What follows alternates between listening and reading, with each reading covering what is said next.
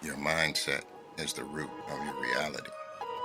If you can change your mindset, then you can change your life. Welcome, Master Your Vibe. Mind bright, vibe right. The mindset reboot for those ready for some calibration to their vibration. I'm your host, King Yes Indeed, your guide for this vibrational journey, here to help you conquer any mental blocks, fine-tune your inner frequency, and navigate to your higher self. If you're ready to make your mind bright so you can vibe right, then you're in the right place.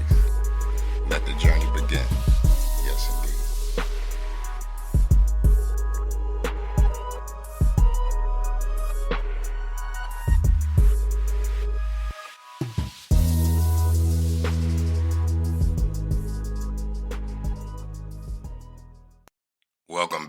Welcome back to another show of Master Your Mindset, the 7 dimensions of mindset. And today we're going to talk about something that is very important. And we're going to talk about how and why your comfort zone can be, and is sometimes your danger zone. How your comfort zone can and is sometimes your danger zone. So take a moment and breathe. Now ask yourself, when was the last time you truly felt challenged or uncertain or even uncomfortable? Most people don't realize this, but the comfort zone feels safe because it feels familiar, not because it's the right thing or the right place for you, not because it's where you grow, but because it's where you know, or it's what you know. The comfort zone is warm, it's cozy, it's soft, and it's predictable. But one of the problems with that is it's stagnant, and it creates stagnation. Slow decline is stagnant, regret. All these things are places that can come and pop up in your comfort zone. The real danger of the comfort zone isn't that it keeps you still or keeps you in the same place. It just keeps you small. It keeps you from growing. It keeps you anchored to the same place that you've always been, never allowing you to venture off into new and uncharted waters. It convinces you that repeating the same thing that you did yesterday is enough to become what you want to be tomorrow. And that's just not the case. Your comfort zone tells you to stay here, because it's easy and because it's simple and because there's no danger. But what is your potential telling you? What is your potential asking of you? What is your potential calling out to you? It's calling out to you to come on and go further. There's more to life. There's more exciting things that you desire to do. And so in this episode, it's not about pushing you into chaos or forcing you to change just to change something. No, it's about recognizing one simple yet silent truth. And that is the moment that your life stops challenging you, that's the moment that you stop growing, and that you begin to die. And so you weren't built to stay in places that no longer challenge you. You weren't built to stay in places that are too small for you. You weren't built or designed to stay in one place. You were built to progress and grow and produce and conquer and go to higher heights. You weren't designed to shrink into routines that no longer elevate you or motivate you or push you to some higher level. And you definitely weren't created to live a life that is bound and anchored in fear disguised as comfort. And so today, again, we're going to explore why your comfort zone is a dangerous place. It's the place where dreams go to suffocate. It's where your potential falls asleep. It is where your greatness falls back or disappears into the oblivion. And we're going to talk about how to step out of that with intention, and with purpose, and how to walk into a new life that not only challenges you, but helps you grow and help you transform. So I need y'all to get comfortable. If you need to, go ahead and hit the pause button. Go ahead and get your drink of water. Make sure you grab your journals if you need them. All right, settle in, get comfortable, but not too comfortable. All right, because we're trying to break out of that comfort zone, but settle in. And then I want you to open up your mind and become aware, because it's time to confront some of these spaces that feel safe, right? But what they're doing is they're secretly and silently holding you back. And so let's go ahead and jump into our first topic, which is the hidden dangers of remaining the same. Your identity becomes tied to who you used to be, not who you're meant to be. And so you ever hear people always talk about what they used to do, or what they used to have, or back in the day I had A, B, and C. When I was young, I had X, Y, and Z, or I had all the girls or all the guys like me. It's cool to take a trip back down memory lane. That's perfectly fine. But have you ever had a conversation with someone and you kind of already know what they're going to say and what they're going to talk about even before they show up? These people, that individual, may be a victim of being in their comfort zone. Some people could call it narcissistic or things like that, but they always talk about what's comfortable. They always remember what's comfortable, and they never seem to progress out of that life. Like they never seem to have grown beyond talking about the very same thing. Another danger of staying in your comfort zone is your dreams suffocate in an environment where nothing changes. Your dreams are meant to be the place where you can get insight, you can get information about things that sometimes you can't imagine in your real life or while you're awake. So you dream about something more than what reality tells you is possible. But if you're in a comfort zone, right, you'll never take the steps to make that dream a reality. So even if your mind dared to dream about something while you were asleep, once you wake up, your mind and your body are telling you that this is never going to happen. And so you'll never investigate the opportunities presented to you to build upon your dream, right? You'll never invest in any circumstances or chances to change your life in any real way based on what you are dreaming about, or based on some of these great ideas and things that you've dreamed about. Your comfort zone is a place that kills your instinct for resilience, and it kills your instinct for reinvention. Right, in your comfort zone, you don't necessarily need a backbone, because you don't exhibit toughness, right? You don't need intestinal fortitude, because you're always in a place where there's no resistance required. There's no confrontation required. And so there's no effort required to do anything outside of what you always do, right? You don't need to do anything new, because when you try, it gets too hard. And then what you do is you provide yourself with an excuse to fade back into the background, or go back to whatever is boring to you, because boring is safe, because boring is predictable, because boring is comforting, because boring gives you the best level of self-preservation or protection. Now, I am by no means knocking that type of lifestyle if that's your choice, and you can do what you want to do, and you want to lay back and do your thing, then by all means, go ahead and do that. But, for those of you that are not in that space, deep down inside, I can tell that you hear the universe calling you to be something more than you are right now. That's you. If you can hear it, if you can feel it, if something is pulling you, if something is pushing you, if something is calling you, if there is something inside of you that says, I'm supposed to be more than what I am right now, those are the people who I am talking to right now. This next one is a huge one.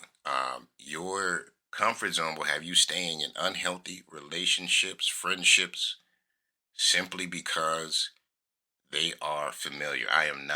Listen to me, I am not a relationship guru, but I know for sure that some of us have held on to some relationships that we know we should have cut off simply because you were either familiar with the person, you were familiar with the routine, it felt good.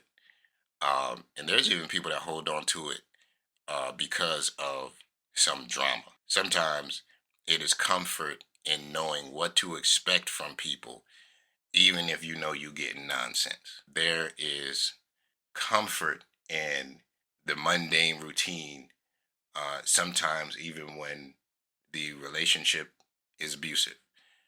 There is comfort in the mundane routine, even though we know the relationship is uneven and unbalanced.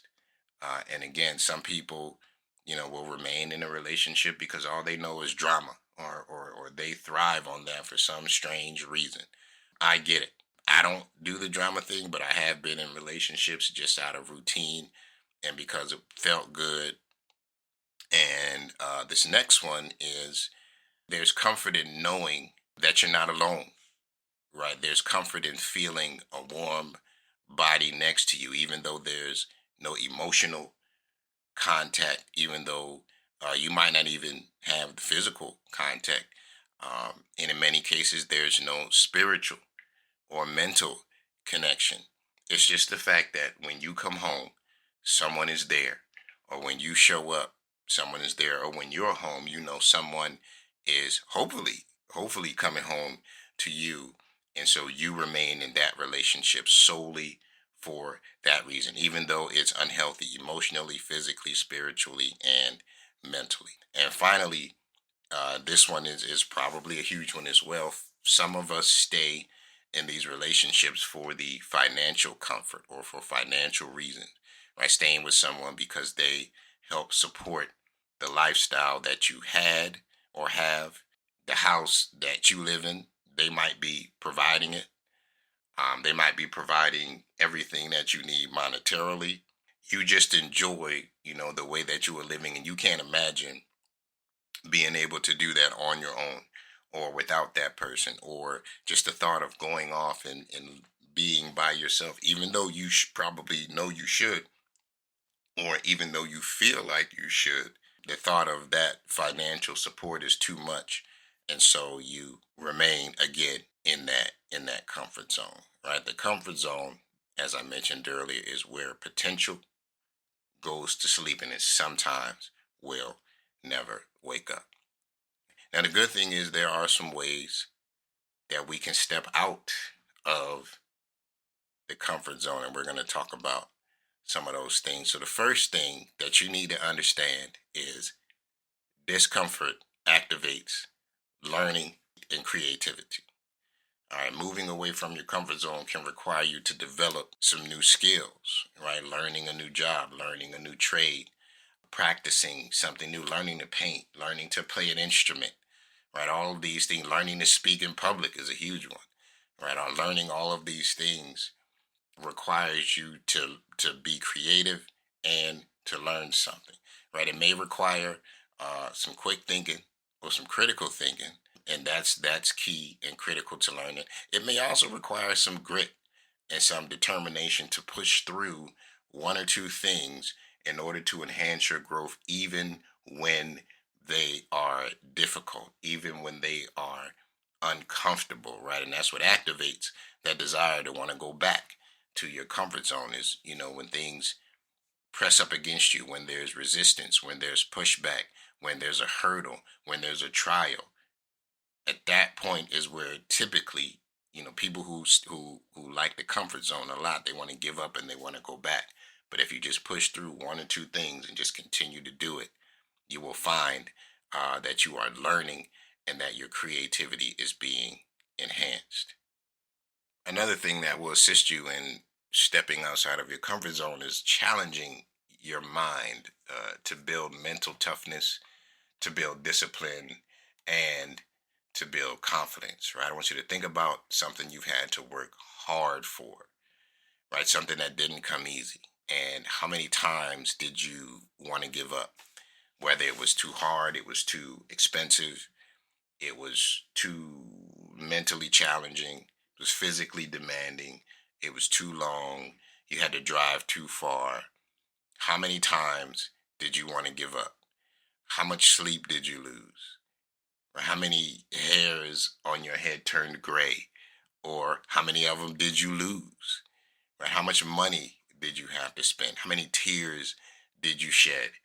All of these things may have happened, yet you hung in there due to developing some mental toughness and some discipline. That is what we need to go ahead and move out of and get ourselves out of our comfort zone. This is how we cultivate skills to get out of it. And with every little inch of ground that you made, that you progressed, your confidence grew more and more. Where you lost a certain money, but then you started to see some residual. You lost sleep, but then you started to see some success. Right? You shed some tears, but it didn't kill you. Right? So you kept on going. I can't do nothing about the hair falling out. That's maybe a prayer to God and one of them hair care products or something like that. And then the desire, just you having the desire to give up, and yet you decided not to and kept taking one more step. Every little step, it allowed you to gain more and more mental toughness, discipline, and confidence. Right? With every class that you passed in college, you figured, oh, I can pass another one. With every project at work that you did, with little to no supervision, it gave you more confidence in your own abilities. With every new goal that you set and that you accomplished, with every time that you put your talent on display and you saw more and more improvement, your confidence climbed with every success, with every accomplishment, with every goal, with every achievement that you made. Your confidence grew more and more. And that's how we do it, right? That's how you cultivate and practice and push yourself out of that comfort zone. We can also talk about some practical steps in order to leave it. And it's really just some of the stuff that we just talked about. Do small things that challenge your normal daily life, right? When I mean small things, they're going to seem very basic and very simple, but this is how you are going to do it. Let's take something as simple as waking up earlier. Right? How many of us set, I'll use myself as an example. I set my alarm clock for 5 o'clock, but I hit the snooze button 3 times every 10 minutes. So I don't roll out of bed until 5:30. But if I wanted to challenge myself, it'd be okay, let me get out of bed at the second snooze instead of the third snooze. Or how about the first snooze instead of the second snooze? Just little things like that. Engaging in some difficult but necessary conversation, right? Though for those of you that are non-confrontational, that don't want any friction, that don't want any trouble, that always want things to seem happy, sometimes you got to go to somebody and say, "Hey, we need to talk, and we need to talk about this, and we need to talk about it right now." Go on and get it out there and get it over with. Try something that you would typically or usually avoid, right? For me, and I'm going to give you plenty of examples of myself. I was a wallflower. I would not dance. I would go to the dances. Back in the day, we actually danced with each other. And my only hope was that I got to slow dance with somebody that looked halfway nice, right? I didn't really care who it was. When you get that slow dance, right? Because that's what the party culminated in, was you got to get 2 or 3 slow dances, and then you try to do your thing after that. That's all it was. But try something that you normally avoid. So for me back in the day, it would have been dancing. But for you, and probably a lot of people, it is getting up in front of people and speaking publicly or reading something publicly.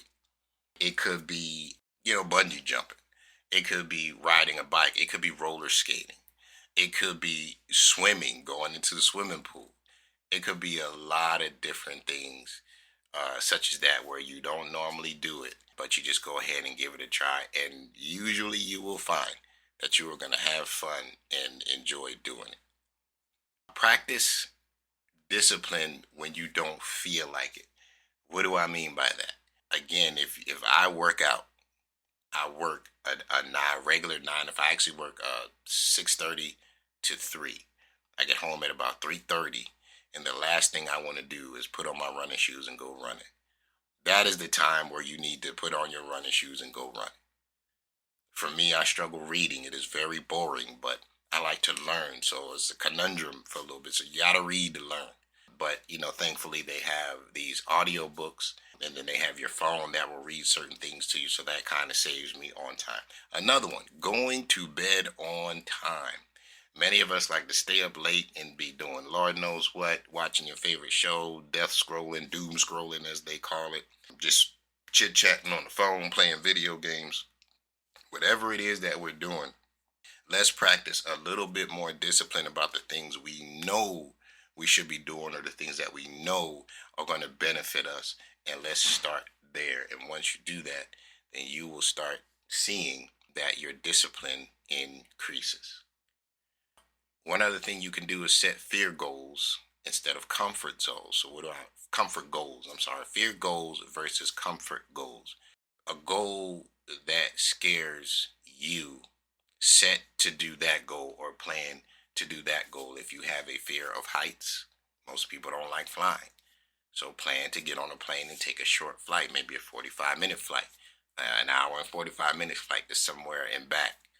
All right, set business goals. A lot of people are afraid to set prices for their services. Man, I didn't realize that was truly a thing until I really became a business owner and had to do it.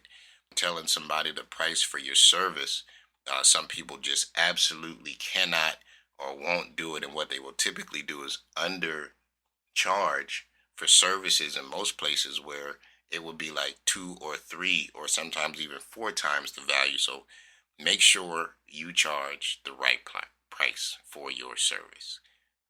Starting a business, many people think it's very difficult to start a business. It's truly not. You go on the ACC website, and you go and you find your business name. You make sure it's available.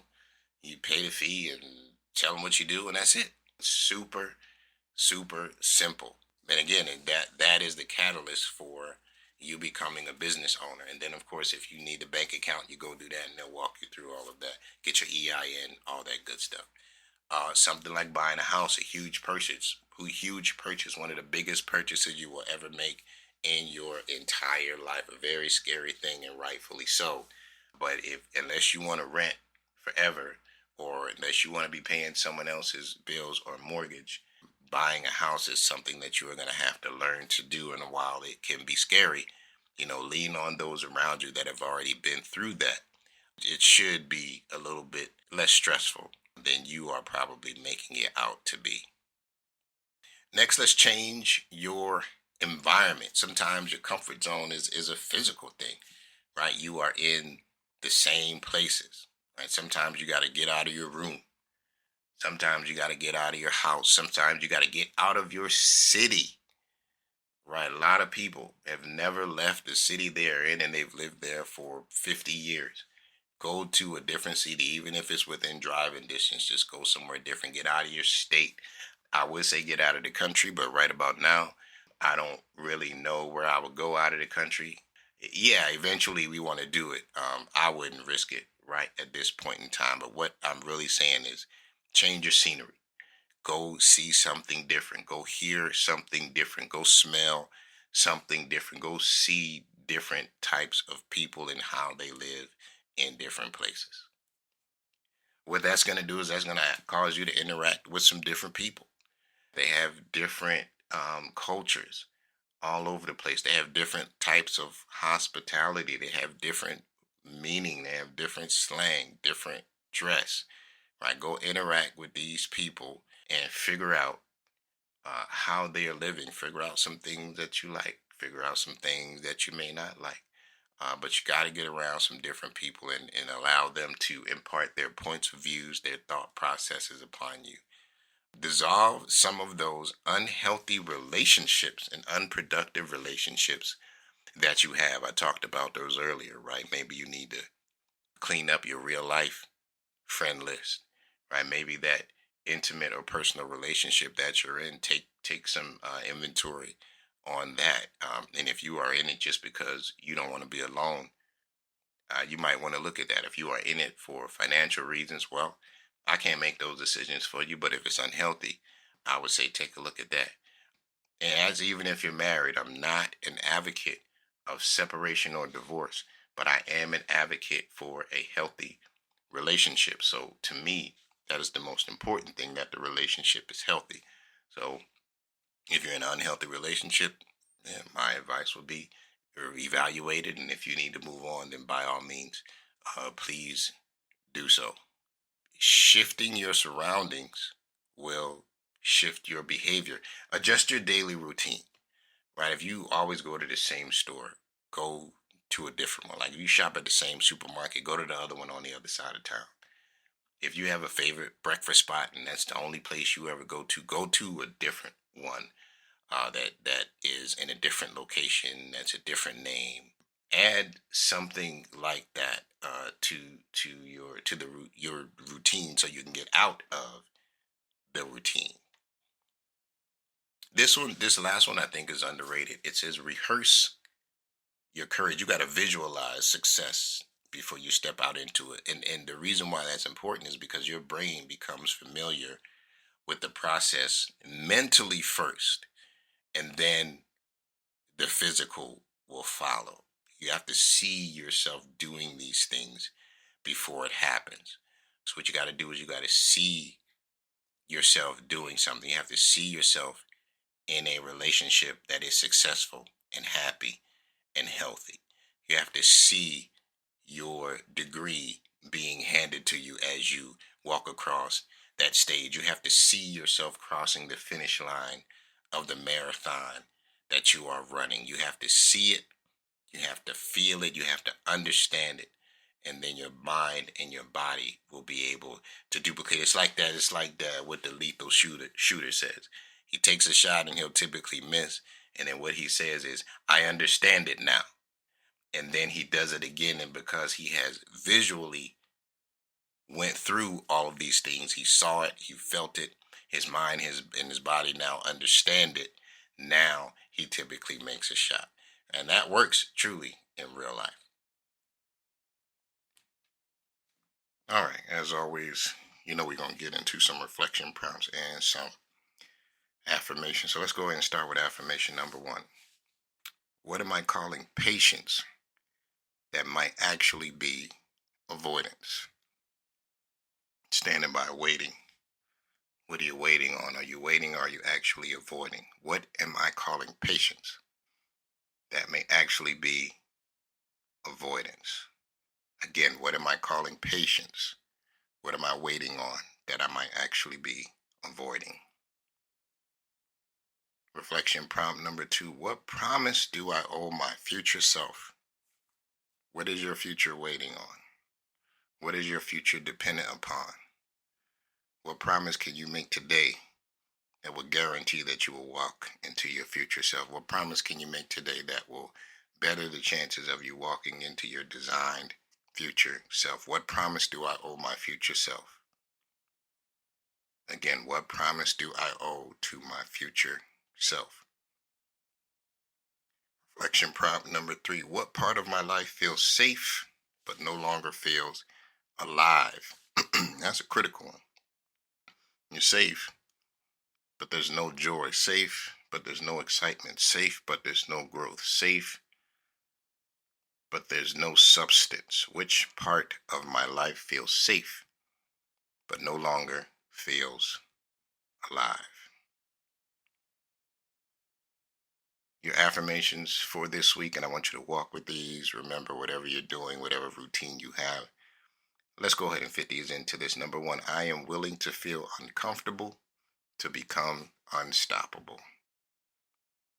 Yeah, let's be unstoppable and uncomfortable. I am willing to feel uncomfortable to become unstoppable. Once again, I am willing, daring, betting. I am challenging myself to feel uncomfortable to become unstoppable. Number two, my future unfolds when I stop clinging to the past. We got to let that stuff go. If it doesn't serve us, let it go. My future will unfold when I stop clinging to my past. Again, my future unfolds when I stop clinging to the past. Your final affirmation I want you to walk with this week. I give myself permission to elevate, to evolve, to grow. I give myself permission. Allow yourself, permit yourself, will yourself, tell yourself to evolve, to grow, to elevate, to prosper, to graduate, to build. I give myself permission to elevate. Once again, I give myself permission. I am allowing myself to elevate. Kings, my closing thought for today is this. As we close this conversation, I want to invite you to into a moment of honesty, not with me, but with yourself. Right? I want you to think about your life. I want you to think of it not as a list of achievements or failures, but as this broad landscape, right? An area, a collection of spaces that you occupy. Now, I want you to ask yourself, where have you built a home that was only meant to be a temporary shelter? Right? Did you build it in a floodplain?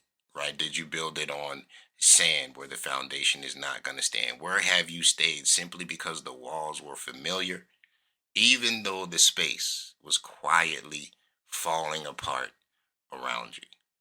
Right? Your comfort zone is a warm place. It's predictable. Right? It feels safe because nothing unfamiliar touches you there. But in that safety, in that stillness, something dreadful is happening. You slowly forget the sound of your own potential. You slowly forget the ability. You slowly forget the magnitude of your own potential. Growth has a sound. It's a vibration. It's a calling. It's a pulling. It's a yearning. It's a desire.